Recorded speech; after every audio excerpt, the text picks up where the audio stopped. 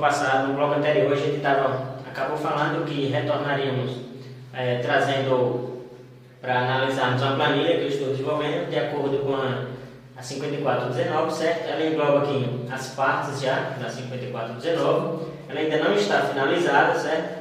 Mas aqui, no início que a gente tem a interface dela, que ela tem a planilha de cálculos de risco, constantes de equações, cadastro de zonas, certo? E o banco de dados de zonas. O que seria esse cadastro de zona? A 5419 ela define que ela diz que você pode dividir a sua estrutura em zonas que você quer proteger. Se a sua estrutura vai ser uma zona só, ou se, por exemplo, a sua sala, o seu escritório pode ser uma zona a proteger, a sua cozinha pode ser outra zona, ou um prédio você dividir cada andar como sendo uma zona, isso aí fica a critério do projetista, certo? Então, dentro da zona, ela vai perguntar as pessoas, a quantidade de horas que essas pessoas ficam lá, certo? Aqui, planilha de cálculos e equações, certo? Como eu citei na aula passada, certo? No bloco passado, a 5419, certo? Ela é composta de 4 partes e aí ela tem diversas tabelas, certo? E essas tabelas, eu extraí todas as tabelas já da 5419 e coloquei nessa planilha, certo? E fiz programações com essas tabelas para a gente saber o que é que a gente está escolhendo, certo? Porque para esse cálculo, como ele é repetitivo, então ficar fazendo isso manualmente não é digamos, um método favorável, certo? Então, aqui de início, ela manda você escolher o ponto de impacto, certo? Lógico que você tem que definir justamente o que você quer estar protegendo, certo? Então, por exemplo, qual o ponto de impacto que você quer proteger? Você quer proteger a descarga atmosférica na estrutura? Se for, é só clicar aqui que ele já vai aparecendo selecionado, certo? Então, com certeza, você vai querer proteger a sua estrutura, certo? Então, você quer proteger um ponto perto da estrutura, ou seja, além da sua estrutura, quer proteger um ponto perto, se você quiser, você marca aqui também, certo? Você quer proteger a linha, então clica aqui. Ou se você quer, além de proteger a linha, você quer proteger um ponto perto da linha, você vai protegendo, certo?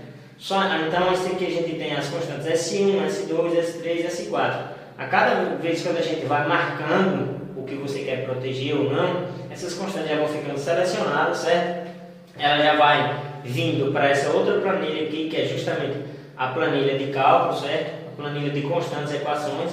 Por exemplo, aqui a gente tem NG, certo? Significa a densidade de descargas atmosféricas, certo? Daqui a pouquinho a gente vai chegar lá, essa parte aqui de NG. AD, certo? Seria a área de exposição da estrutura. Qual é a área de exposição dessa estrutura, certo? E aqui a gente tem CD, que seria o fator de localização da estrutura, certo? Então, só enfatizando aqui que toda vez que você selecionar cada um desses riscos aqui, ó, o ponto de impacto, S1, S2, S3, certo? Quanto mais você vai selecionando, quanto mais coisas você quer proteger, maior vai ter que ser o grau de proteção, certo? Maior vai ter que ser a escolha a definição dos componentes. E aí, seguindo, certo? Na norma, ela diz o seguinte: escolha o risco que você quer, certo? Depois escolher o ponto de impacto, qual o risco que você quer. Sua estrutura tem risco de perda de vida humana, certo? Provavelmente, na maioria sempre tem, certo? Se você não quiser, a não ser que você esteja trabalhando com estabelecimento, que cuida de animais, outras coisas, certo? Então, tem risco de perda de vida humana? Tem. Então, se você clicar aqui essa constante R1, ela já vai sendo guardada em outra planilha, certo? Porque a norma tem as constantes e equações. Cada equação, quando é feita, também gera-se novas constantes. Então, você tem risco de perda de serviço público se tiver, por exemplo, um hospital, um estabelecimento público, que você não pode parar estabelecimento de jeito nenhum, então tem risco de perda de serviço público. Se tiver, seleciona R2. Tem risco de perda de patrimônio cultural, um museu, por exemplo, certo? Então, se for, seleciona aqui o R3, certo? Aí vai ficando selecionado, certo? Tem risco de perda de vida humana, certo? Tem. Se tiver, seleciona. A estrutura é um hospital, porque se for um hospital, já aumenta o grau de proteção, certo? Porque no hospital a gente viu que tem todos os equipamentos, além de não poder estar parando, certo? Por questões de ter lá pessoas que estão lá doentes, certo? Pode estar fazendo também alguma cirurgia e tudo mais, certo? Então, antes de um hospital, tem risco de explosão, certo? Ou seja, você que já tem algum projeto de combate a incêndio, não tem, o estabelecimento é mais vulnerável a risco de explosão, quando houver a falta do sistema interno imediatamente, pode haver perigo à vida humana, ou seja, mais uma constante, certo? Então, cada vez que você vai definindo essas outras constantes, certo? Você vai aumentando o seu grau de proteção, o seu sistema vai ficando mais robusto, por consequente, vai ficar mais caro e tudo mais, certo? Há possíveis danos na estrutura, certo? Aí os possíveis danos. Aqui, ó, a parte da norma também define quais são os danos que você quer proteger, certo? Que você quer, digamos, evitar que aconteça, certo? Então, aqui na planilha ele já vem dizendo, por favor, marque pelo menos uma das opções de possíveis danos, certo? Aqui a gente está vendo que não tem nenhuma selecionada inicialmente. Então a gente tem quais são os possíveis danos. Ferimento de seres vivos a choques elétricos. Então a norma diz o seguinte, se há risco de ferimento, então o D1 é válido para todos os tipos de estruturas, certo? Então aí o projetista vai lá, vai analisar na norma e vai definindo quais são os danos físicos. Por exemplo, dano físico. Se há risco de danos físicos, então D2 é válido para o seguinte tipo de estrutura, que tenha risco de explosão, hospital, hotel, escola, edifício cívico, certo? Estruturas de entretenimento público, igreja e museu. Então, ela traz tudo detalhado. A planilha aqui só está automatizando o que a norma fala, certo? Que a gente já tinha citado, certo? Tem falha de sistemas eletrônicos, caso venha a ocorrer a descarga atmosférica. Então, se há risco de falta de sistemas internos, D3 é válido, certo? Então, a gente citou, certo, que teria as constantes. Aqui o que a gente está fazendo é só um apanhado por cima das constantes, nessa planilha aqui automatizada, para que fique um pouco mais claro para vocês o que a norma vai fazendo durante todas as suas páginas, certo? Ela vai trazendo as definições do que pode estar acontecendo e para cada uma ela traz suas constantes relacionadas, certo? O que a gente estava falando aqui inicialmente, por exemplo, aqui, ó, densidade de descargas atmosféricas para a Terra, certo? Esses dados podem ser extraídos do site do INIP, Grupo de Eletricidade Atmosférica. Então a gente vai lá, cadastra o valor aqui, então o valor que a gente cadastrar aqui, ele já vai aparecer aqui nas constantes equações, certo? DNG aqui, densidade de descargas atmosféricas, lá não está nada cadastrado, então está zero, certo? Então quando a gente for preenchendo lá, essas constantes aqui elas já vão se atualizando, certo? E as equações que estão relacionadas com elas também já vão se atualizando também, certo? Então a dimensão da estrutura, largura, comprimento, altura, certo? A gente tem que saber tudo isso para se definir o SPDA também. Fator de localização da estrutura, certo? Ela está lá na página, na tabela 1 da norma, certo? Página 36 da parte 2, certo? Então, a estrutura, ela é cercada por objetos muito altos, certo? Então, se for, o fator é 0,25, esse fator CD. A estrutura for cercada por objetos de mesma altura ou mais baixos, então esse fator é 0,5, certo? Então, por quê? Porque se, dependendo do fator, certo? Se ela é isolada, se ela é cercada por objetos de mesma altura ou mais baixo, então todos têm o mesmo risco de descarga atmosférica. Se ela tem um objeto mais alto, então os objetos mais altos estão mais vulneráveis à descarga atmosférica do que a estrutura que eu estou querendo proteger. Porque a gente já viu que a descarga atmosférica, certo? Ele vai pegar sempre. A gente viu que o choque, né, a tensão, na verdade, a energia, ela vai procurar sempre o caminho mais baixo. Então, se ela é cercada por objetos mais altos, o fator que eu vou utilizar nela vai ser menor do que se ela tem os mesmos objetos, certo? Se ela é uma estrutura isolada ou com nenhum outro objeto na vizinhança, então a gente já vê que o fator dela vai para 1, ou seja, como se fosse 100% já de risco. Então precisa de 100% mais de cuidado. Estrutura isolada no topo de uma colina ou monte, por exemplo, certo? Então esse fator já é 2, certo? Então já aumenta muito mais. Esses valores são extraídos diretamente das normas, certo? Nesse caso aqui específico. Tabela 1, página 36, da parte 2, certo? Aí a parte do SPDA, certo? Ele chama de PB, certo? Então esse CD aqui que a gente estava vendo, como a gente já falou, todas essas constantes, elas vêm aqui para a tabela de constantes equações. Então aqui CD, certo? 2. Se a gente vir aqui e mudar novamente, ela já altera lá automaticamente, certo? Então aqui, se a gente botar isso aqui, ela vai para 1. Se a gente conferir novamente, CD está 1. Então, essas constantes aqui, elas vão se relacionando com equações, certo?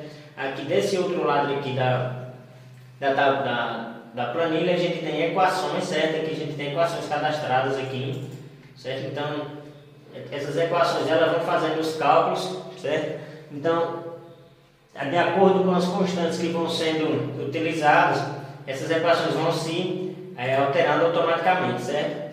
Dando continuidade aqui, pessoal, só para a gente terminar de entender isso aqui. Então, a gente tem a área da estrutura de acordo com o seu tipo, certo? Ela é uma estrutura retangular, ela é uma estrutura com forma complexa, certo? Então, para cada um desses aqui, ela já utiliza uma equação, certo? Ele tem uma equação cadastrada aqui e me dá um determinado fator. Essa equação também já vai lá para outra planilha de cálculos e equações, certo? Aí tem os dados da linha. Aqui eu tenho que saber qual a tensão suportável da linha, certo? Tensão suportável de impulso de equipamentos, por exemplo. Se ela é aéreo, se ela é enterrado, cabos enterrados, isolados, completamente dentro do armário de enterramento, por exemplo. Para cada um desses aqui que eu escolher, eles vão me dar fatores, certo? Vão me dar fatores diferentes, certo? Então, toda vez que eu for mudando, isso aqui já muda lá na planilha de cálculos e equações também. Essa aqui também foi extraída da parte 2, certo? Tabela 22, tabela 22, página 37. Então, a gente vai vendo aqui, nessa planilha aqui, se a gente fizer a varredura até o final aqui, a gente vai vendo, ó, tabela 4, página 38, parte 2. Que ela foi extraída, foi feita a varredura nas partes da norma, certo? Extraída todas as tabelas, certo?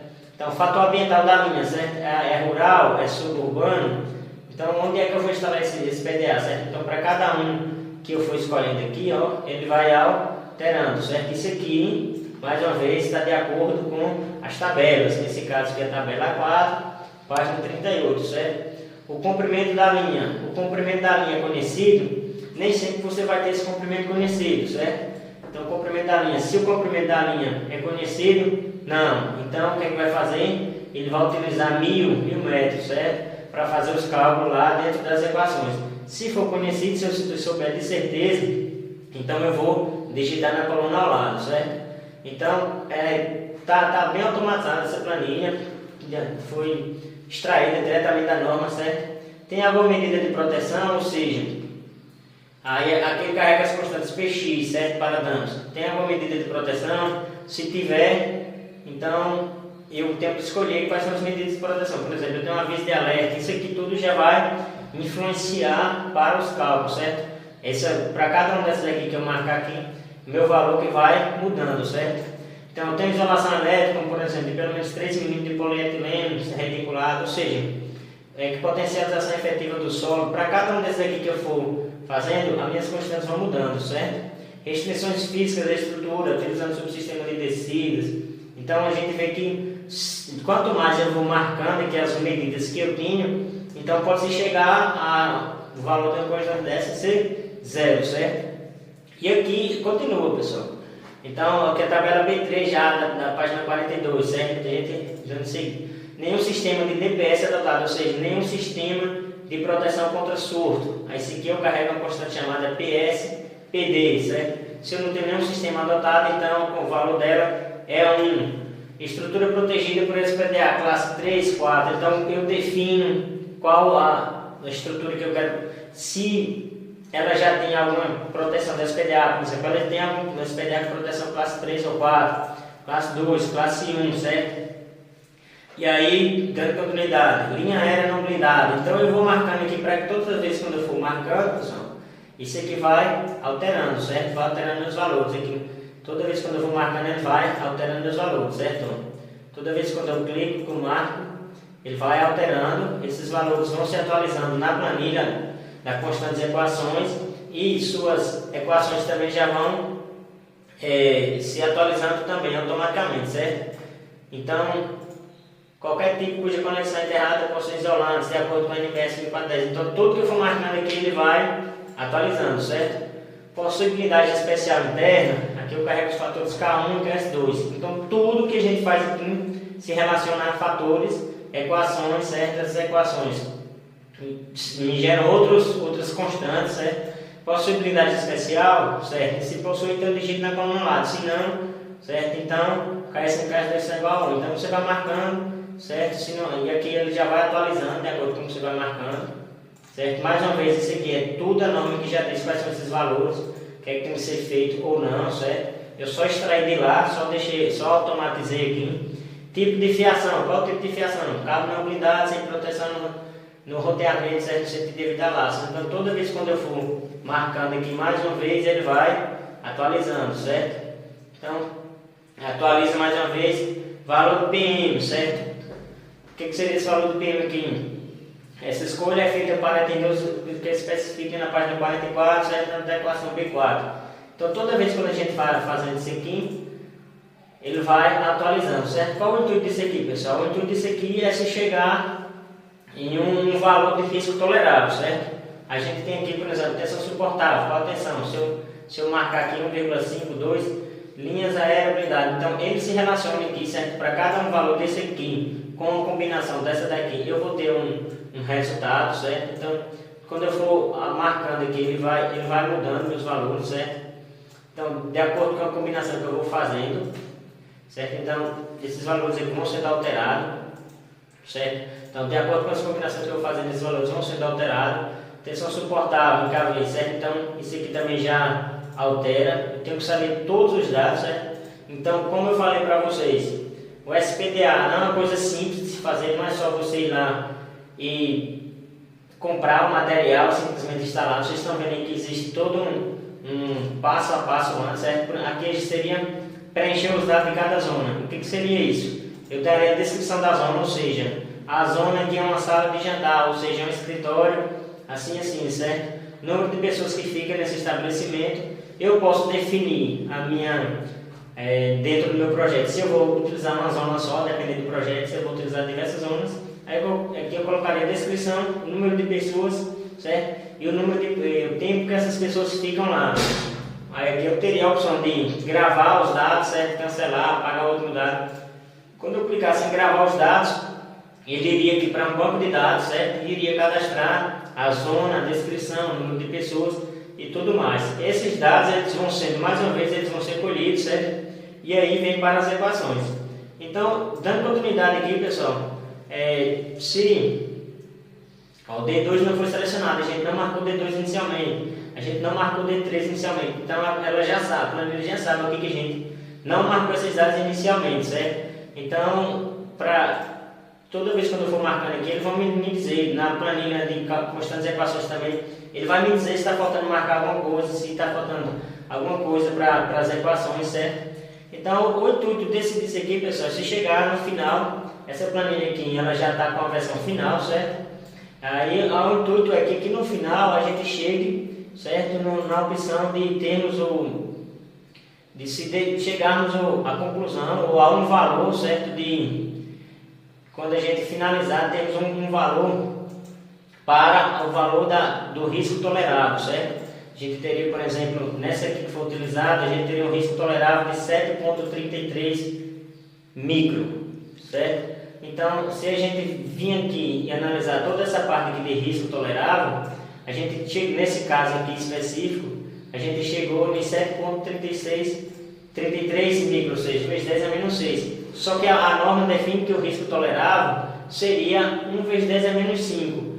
Então significa o quê? Que o valor que eu consegui encontrar para o meu risco tolerável é menor do que o que a norma define, certo? Então o que é que aconteceria? Então nesse caso aqui a gente não precisaria estar utilizando o SPDA, porque no final que a planilha já diz, a área protegida, ou seja, não precisa de utilizar SPDA, certo? Nessa planilha aqui a gente tem também todas as constantes, equações que foram calculadas, as zonas, certo? Isso aqui também foi um estudo de caso já realizado. A única diferença entre essa daí e essa que eu estou quase finalizando de desenvolver é que essa daqui é mais automatizada e vai ser cadastrado também o tipo de SPDA que você quer utilizar. E quando a gente cadastrar, você clicar no tipo de SPDA que você vai ter que utilizar, ele já vai validar todos os componentes que você vai ter que utilizar e as dimensões dos componentes, certo? Então, pessoal, está aí, certo? A apresentação para vocês da planilha, certo? Então, no próximo bloco a gente vai voltar, certo? Falando sobre, finalizando a partinha da parte 4, da 5419, só mostrando onde ela não se aplica. E o intuito de mostrar essa planilha aqui só foi para ficar mais claro para vocês o que a 5419 fala e para tentar conscientizar vocês que um projeto de SPDA não é simples de se fazer, certo? Então tem que ser feito por pessoa habilitada, qualificado, certo? Não é simplesmente ir lá na loja e pedir, chegar lá e falar com o cara, eu quero fazer um SPDA e o cara só vender os componentes. Não é simples assim. A gente está vendo que aqui existe todo um levantamento que a gente tem que fazer. Existe toda uma série de constantes e equações por trás para se chegarmos a um valor de um risco tolerável. Então, se o risco de ocorrer a descarga atmosférica na sua estrutura for um risco tolerável, certo? Ou seja, a norma define 1 vezes 10 a menos 5, então não precisa de SPDA. Não precisa, não significa que você não tem que fazer. Você, como cliente, se quiser contratar e fazer, tranquilo, pode fazer. Caso o seu risco calculado, todos esses cálculos, todos esses levantamentos que a gente está fazendo aqui, vai me levar a um risco, certo? E caso o risco calculado seja maior que o risco tolerável, então obrigatoriamente tem que ter SPDA. Algumas partes da norma também, ele especifica, certo? Alguns locais que necessitam de SPDA, certo? A gente não vai entrar nesses detalhes aqui, certo? Só que tem estabelecimentos, certo? Em alguns, por exemplo, posto de gasolina, alguns locais que ele já especifica a obrigatoriedade de se fazer o SPDA, certo? Então, no próximo bloco a gente continua, pessoal, dando continuidade na 5419 e entrando no assunto novo.